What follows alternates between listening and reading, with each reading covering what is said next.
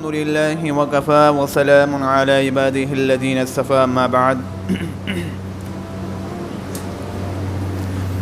فأعوذ بالله من الشيطان الرجيم بسم الله الرحمن الرحيم وتوبوا إلى الله جميعا أيها المؤمنون لعلكم تفلحون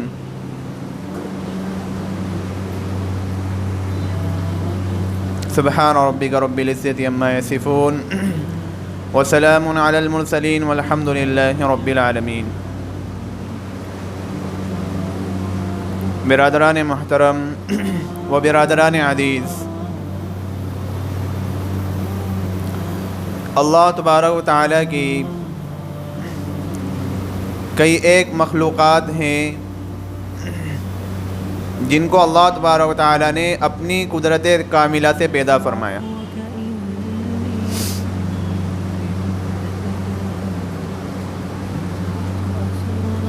اللہ کی وہ مخلوق جس میں خیر ہی خیر ہو تو اس کا نام فرشتہ ہے۔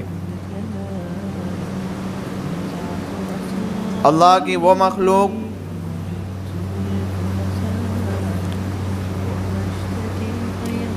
جس میں شر ہو، برائی ہو، اس کا نام شیطان ہے۔ اور اللہ کی وہ مخلوق جو شر اور خیر کا مجموعہ تو وہ حضرت انسان ہے۔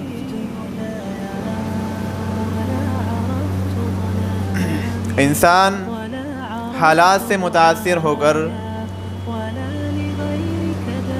عادات سے مجبور ہو کر بسا اوقات اللہ کے حکموں کی نافرمانی کرتا ہے۔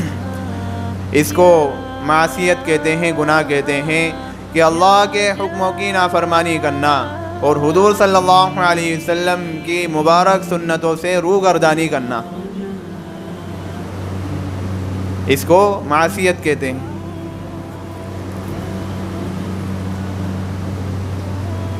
جو انسان گناہ کرتا ہے تو وہ اللہ سے دور ہو جاتا ہے،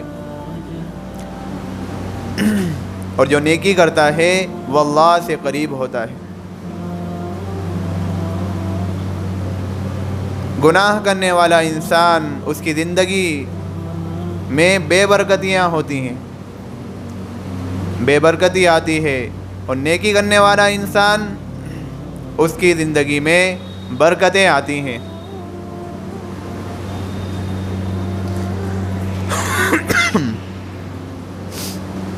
گناہ کرنے کی وجہ سے انسان کو ذلت ملتی ہے، اور نیکی کرنے کی وجہ سے انسان کو عزتیں نصیب ہوتی ہیں، عزتیں ملا کرتی ہیں۔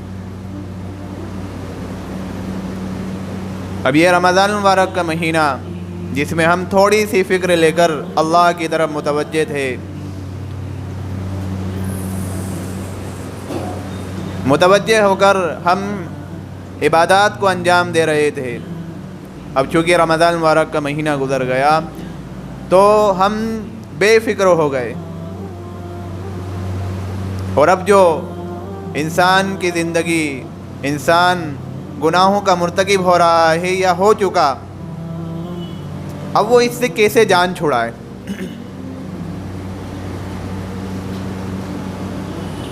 نیکی والی زندگی کو کیسے شروع کرے؟ عزیز ساتھیوں، اس کے لیے ایک توبہ کا عمل ہے کہ یہ عمل توبہ، انسان اگر صحیح معنوں میں سچی پکی توبہ کر لے، اللہ کی طرف رجوع کر لے، یا رجوع العبد الی اللہ، یہ بندے کا اللہ کی طرف رجوع ہوتا ہے کہ صحیح معنوں میں اگر رجوع کر لے۔ رجوع کا معنی ہوتا ہے لوٹنا، متوجہ ہونا، یعنی گناہوں کی زندگی کو چھوڑنا اور اللہ کے حکم کی فرما برداری والی زندگی کو اختیار کرنا، اسی کو توبہ کہتے ہیں۔ اور یاد رکھیے میرے بھائیوں، توبہ کا عمل ہر ایک کے لیے ضروری ہوتا ہے، توبہ کا عمل ہر ایک کے لیے ضروری ہوتا ہے۔ جو کبیرہ گناہ کا مرتکب ہوتا ہے تو وہ بھی اس سے توبہ کرے، جو کبیرہ گناہ کا مرتکب نہیں ہوتا، صغیرہ گناہ کا مرتکب ہوتا ہے، اسی پر اصرار کرتا ہے کہ یہ تو چھوٹے چھوٹے گناہ ہیں، تو وہ بھی اس سے توبہ کرے۔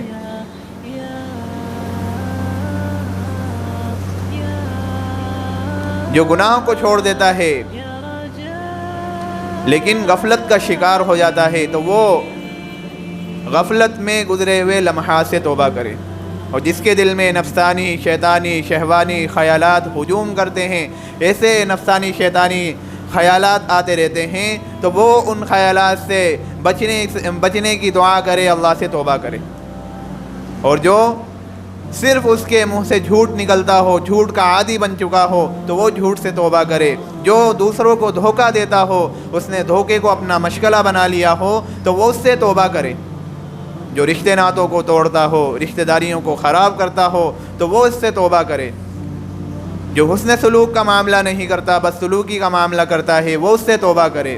جو معاشرے میں صحیح انداز سے نہیں رہتا، تو وہ اس سے توبہ کرے۔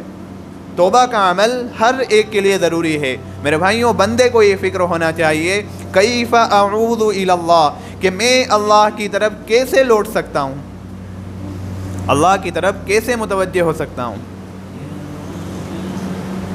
میرے بھائیوں، انسان کے اندر جو ضمیر ہے، یہ اللہ کی ایک بڑی نعمت ہے۔ انسان کا ضمیر، یہ اس کے لیے بڑی نعمت ہوتی ہے کہ وہ اس ضمیر کی وجہ سے اللہ کی طرف متوجہ ہوتا ہے، کہ اس کو ندامت کا احساس ہوتا ہے، شرمندگی ہوتی ہے۔ وہ گناہ کرتا ہے، اس کو شرمندگی ہوتی ہے، احساس ہوتا ہے کہ یہ میں نے گناہ کیسے کر لیا، یہ گناہ کیوں کر لیا، مجھے ایسا نہیں کرنا چاہیے تھا۔ یہ وہ ضمیر ہے، یہ وہ نعمت ہے جو اللہ نے انسان کے اندر رکھی ہے بطور ضمیر کے، کہ جب تک انسان کا ضمیر زندہ ہے، اس نے اپنے ضمیر کو زندہ رکھ رکھا ہے، تو وہ گناہ کرے گا اور شرمندہ ہوگا، نادم ہوگا اور توبہ کرے گا۔ لیکن اپنے ضمیر کو مار دے گا، اس کا ضمیر مر جائے گا، مردہ ہو جائے گا، تو وہ گناہ کرے گا، اس کو احساس ہی نہیں ہوگا کہ میں کیسے زندگی گزار رہا ہوں، کہ گناہوں میں ملوث ہو کر میں زندگی گزار رہا ہوں، میری زندگی جہنم کے راستے پر چل رہی ہے۔ اس کو ذرہ برابر بھی احساس نہیں ہوگا، جس نے اپنے ضمیر کو مردہ کر چکا، جو اپنے ضمیر کو مردہ کر چکا ہے۔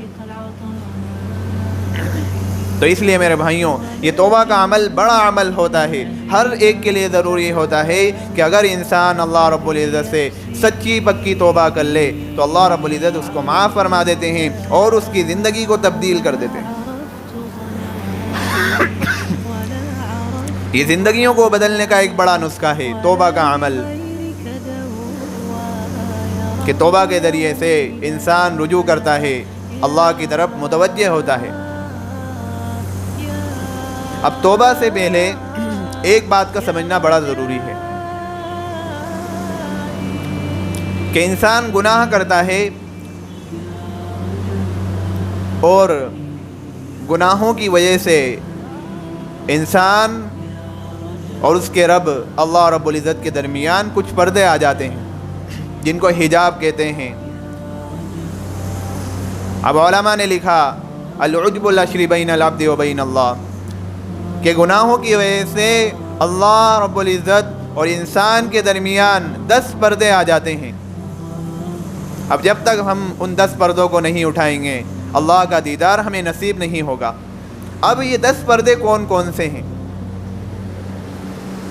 جو ہمیں یہ 10 پردے اٹھانا ہے، کہ گناہوں کی وجہ سے یہ جو 10 پردے اللہ رب العزت اور ہمارے درمیان آ چکے ہیں، جو ہمیں اللہ کا قرب ہمیں اس کی وجہ سے نصیب نہیں ہو رہا، ہم اللہ سے دور چلے جاتے ہیں، تو یہ 10 پردے کون کون سے ہیں، آپ ان کو دل کے کانوں سے سنیے۔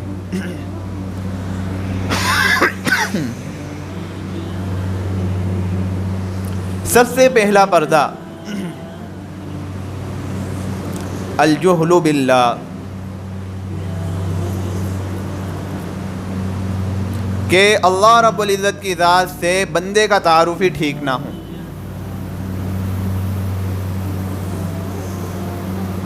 کہ وہ جہالت میں ہو، اس کو پتہ ہی نہ ہو، اس کو معلوم ہی نہ ہو کہ اللہ رب العزت تواب بھی ہیں، توبہ قبول کرنے والے ہیں۔ کوئی انسان کتنا ہی بڑا گناہ کیوں نہ کر لے، اس کے لیے موت سے پہلے تک توبہ کا دروازہ کھلا ہوا ہے۔ انسان جتنا بڑا گناہ کر لے، اس کے لیے توبہ کا دروازہ ہر وقت کھلا ہوا ہے۔ اگر وہ توبہ کر لے گا، اللہ رب العزت اس کو معاف فرما دیں گے، حدیث پاک میں آتا ہے اللہ فرماتے ہیں اے میرے بندے کہ زمین اور آسمان کے درمیان یہ جتنا خلا ہے، یہ جتنا خالی حصہ ہے، اگر یہ تو سارا گناہوں سے بھر کر میرے پاس لے کر آ جائے، میرے در پر آ جائے اور مجھ سے معافی مانگ لے تو میں تیرے تمام گناہوں کو معاف کر دوں گا۔ مجھے کچھ پرواہ نہیں ہوگی کہ تو کتنے گناہ لے کر آیا ہے۔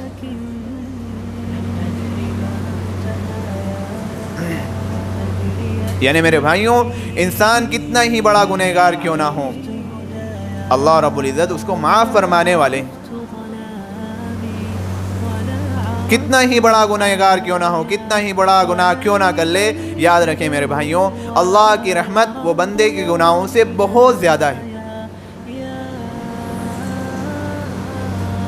بندہ کیا گناہ کرے گا، لیکن اللہ رب العزت کی رحمت اس سے کہیں زیادہ ہے کہ اگر وہ گناہ کر لے اور گناہوں کے بعد وہ نادم اور شرمندہ ہو کر اللہ رب العزت کے در پر آ جائے تو اللہ رب العزت کی اتنی رحمت ہے کہ اس کو اپنی رحمت میں اللہ رب العزت ڈھانپ لیں گے، تمام گناہوں کو معاف فرما دیں گے۔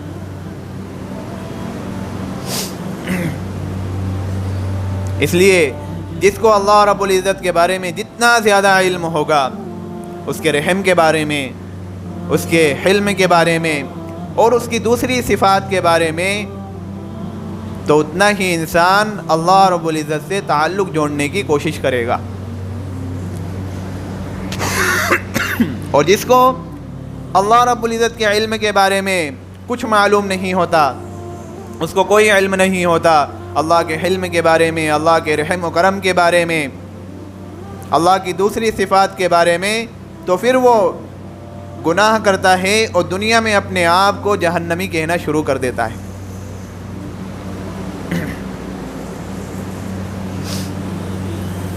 وہ دنیا میں اپنے آپ کو جہنمی کہنا شروع کر دیتا ہے۔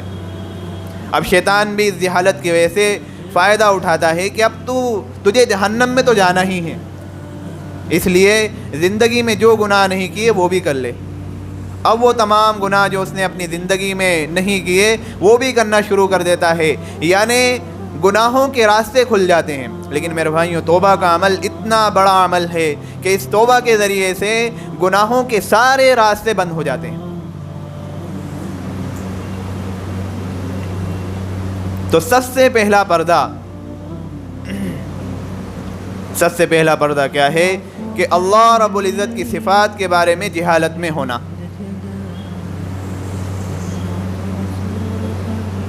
اب مثال کے طور پر جیسے اللہ رب العزت کی یہ صفت ابھی بیان کی گئی کہ اللہ رب العزت تواب بھی ہیں، توبہ قبول کرنے والے بھی ہیں۔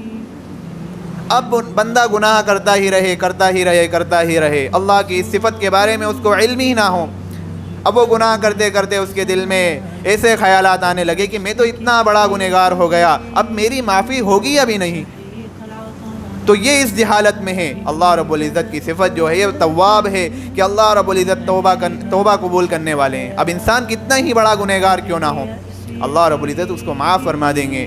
ذرا اللہ کے در پر آ کر ذرا جھکنا سیکھو تو دیکھو کہ انسان جھکے گا، اللہ رب العزت اس کو معاف فرما دیں گے۔ انسان کے آنکھ میں آنسو آنے سے پہلے ابھی آنسو آیا نہیں، اس آنسو کے آنے سے پہلے اللہ رب العزت اس کو معاف کرنے والے ہیں۔ اسی طریقے سے اللہ رب العزت ستار بھی ہیں، اللہ رب العزت ستار بھی ہیں، یعنی بندے کی ستر پوشی بھی فرماتے ہیں۔ اب میرے بھائیوں، آپ دیکھیے کہ ہم نے اپنی زندگیوں میں کتنی خطائیں ایسی کی، کتنے گناہ ہم نے کیے، لیکن اللہ رب العزت نے ان گناہوں پر، ان خطاؤں پر ایسا پردہ ڈال رکھا ہے کہ کسی کو کانوں کان خبر نہیں۔ اب صرف بندہ اور اس کا اللہ ہی جانتا ہے کہ اس نے اپنی زندگی میں کتنے گناہ کیے۔ ہم سب جانتے ہیں کہ ہم نے اپنی زندگیوں میں کیسے گناہ کر لیے، لیکن اللہ رب العزت نے ان تمام گناہوں پر ستر پوشی فرما رکھی، پردہ ڈال رکھا ہے۔ لیکن اگر یہ بندہ دنیا میں سنبھلے نہیں، اللہ کی طرف توجہ نہیں کرے، تو یہ سارے پردے آخرت میں کھل جائیں گے۔ اللہ رب العزت سارے پردوں کو کھول دیں گے کہ یہ دنیا میں ایسے زندگی گزارتا تھا کہ اس کو تم یہ سمجھ رہے تھے، لیکن یہ تو یہ تھا۔ تو ایک صفت اللہ رب العزت کی ستار بھی ہے، یعنی اللہ رب العزت ستر پوشی فرمانے والے ہیں، بندے کے تمام گناہوں کی ستر پوشی فرماتے ہیں۔ اسی طریقے سے اللہ کی دو صفت بڑے مزے کی ہے۔ اللہ نے قرآن میں فرمایا وَكَانَ اللَّهُ عَلِيمًا حَلِيمًا، اللہ رب العزت علیم بھی ہیں حلیم بھی ہیں، یہ دونوں الگ الگ صفت ہیں، ایک علیم کی عین سے علیم اور دوسری حلیم ہاں سے حلیم۔ اب علیم کا کیا مطلب ہے؟ علیم کا مطلب ہے کہ اللہ رب العزت سب جانتے ہیں، حتیٰ کہ دلوں کے اندر جو انسان گناہوں کے منصوبے بنا رہا ہوتا ہے اللہ رب العزت اس کو بھی جانتے ہیں۔ اللہ رب العزت کا اتنا علم، اتنے علم کے بعد، اور پھر اللہ رب العزت کا حلم کیا ہے کہ بندہ گناہ کر لیتا ہے لیکن اللہ رب العزت اس کو فوراً سزا نہیں دیتے، اس کو اپنی بندگی سے باہر بھی نہیں کرتے، اللہ رب العزت اس کو مہلت عطا فرماتے ہیں کہ یہ راہ راست پر آ جائے۔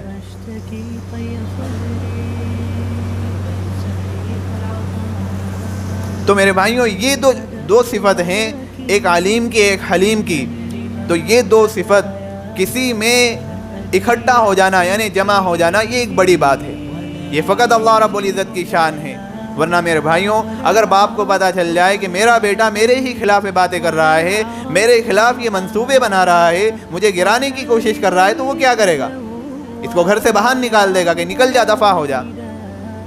کہ بڑے بھائی کا شفقت کا ہاتھ ہے کہ وہ چھوٹے کی ساری ضرورتوں کو پورا کرتا ہے، اس کے ساتھ حسن سلوک کا معاملہ کرتا ہے، لیکن اگر بڑے کو پتہ چل جائے کہ یہ چھوٹا تو میرے خلاف منصوبے بنا رہا ہے، میرے خلاف باتیں کر رہا ہے، تو اب بڑا کیا کرے گا؟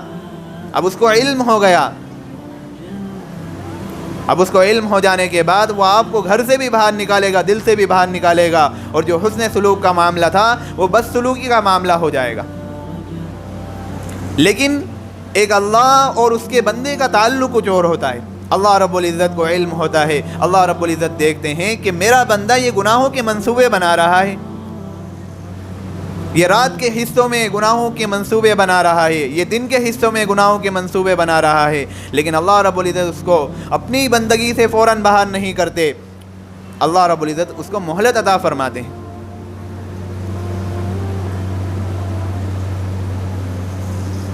اور کب تک مہلت عطا فرماتے ہیں؟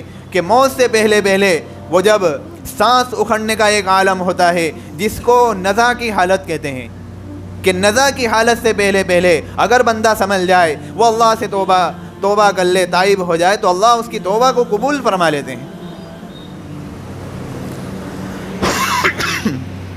تو میرے بھائیوں ان دو صفت کا ہو جانا، ایک علم کا اور ایک حلم کا، یہ فقط اللہ کی شان ہے۔ اگر یہ دو صفتیں بندے کے اندر آ جائے، انسانیت کے اندر آ جائے، تو ہمارے معاشرے میں انسانیت جاگ جائے، کہ ہم جو انسانیت سے کوسوں دور چلے جا رہے ہیں، کہ علم تو ہو جاتا ہے لیکن پھر ہمارے اندر حلم نہیں ہوتا، بردباری ہمارے اندر نہیں ہوتی، کسی کو معاف کرنے کا ہمارے اندر وہ جذبہ نہیں ہوتا، وہ ہمارے اندر دل نہیں ہوتا، بس پتہ چل جائے کہ اس نے غلطی کی ہے پھر وہ فوراً بدلہ لے لے گا۔ میرے بھائیوں چھوٹے چھوٹے گناہوں کو، چھوٹی چھوٹی غلطیوں کو درگزر کر دینا چاہیے، اور رشتہ داریوں میں تو خاص طور پر جو چھوٹی چھوٹی غلطیاں ہوتی ہیں آپ اس کو درگزر کر کے آگے بڑھتے چلے جائیں۔ بڑی غلطیوں پر مواخذہ ضرور کرنا چاہیے، مواخذہ نہ کریں گے تو پھر آپ کی بھی پکڑ ہو جائے گی، لیکن میرے بھائیوں چھوٹی چھوٹی غلطیوں کو نہیں پکڑنا چاہیے۔ اب اسی طریقے سے اللہ رب العزت حنان بھی ہے، منان بھی ہے۔ بھئی حنان کہتے ہیں احسان کرنے والے کو، اور منان کہتے ہیں کہ اپنے در سے کوئی روٹ جائے، کوئی ناراض ہو جائے، اپنے در سے کسی کو روٹ کر اور ناراض ہو کر نہ جانے دے۔ اب بعض لوگوں کی یہ طبیعت ہوتی ہے کہ اگر ان سے کوئی ناراض ہو جائے، روٹ جائے، تو اس کو اس وقت تک چین نہیں آتا جب تک کہ وہ اس کو راضی نہ کر لے، اس کو منا نہ لے، اس کو اپنی طرف متوجہ نہ کر لے۔ میرے بھائیوں یہ اللہ رب العزت کی صفت ہے کہ اللہ رب العزت کی در سے اگر کوئی بندہ روٹ جاتا ہے، ناراض ہو جاتا ہے، تو اللہ رب العزت اس سے ناراض نہیں ہوتے، आदाब शहाना का तकादा तो ये था कि जो बंदा वो रूठ रहा है तो अल्लाह भी उसके पीठ के पीछे से एक लात लगवा दे कि दफ़ा हो जा, चले जा, अब तेरे लिए मेरा दरवाज़ा हमेशा के लिए बंद हो गया। लेकिन अल्लाह रब्बुल इज़्ज़त इतने रहीम और इतने करीम हैं कि बंदा रूठ कर जाता है, बंदा नाराज़ हो जाता है, लेकिन अल्लाह रब्बुल इज़्ज़त रूठ जाने के बाद बड़े प्यार से उसको अपनी तरफ मुतवज्जे करते हैं। या अय्युहल इंसान मा गर्रका बिरब्बिकल करीम, ए इंसान तुझे तेरे परवरदिगार से किस चीज़ ने धोखे में डाल रखा है, तू किस धोखे में पड़ा हुआ है, तू अपने रब से रूठ गया, तुझे अपने रब की आज़मत का पता ही नहीं कि तेरे रब की क्या आज़मत है। अल्लाह रब्बुल इज़्ज़त बड़े प्यार से मुतवज्जे करते हैं, या अय्युहल इंसान मा गर्रका बिरब्बिकल करीम, ए इंसान तुझे तेरे परवरदिगार से किस चीज़ ने धोखे में डाल रखा है। मुझे तो धोखे में मेरी दुकान ने डाल रखा है, मुझे तो धोखे ने मेरी बीवी ने डाल रखा है, मेरे बच्चों ने डाल रखा है, कि दुनिया की ज़रूरतों ने मुझे धोखे में डाल रखा है।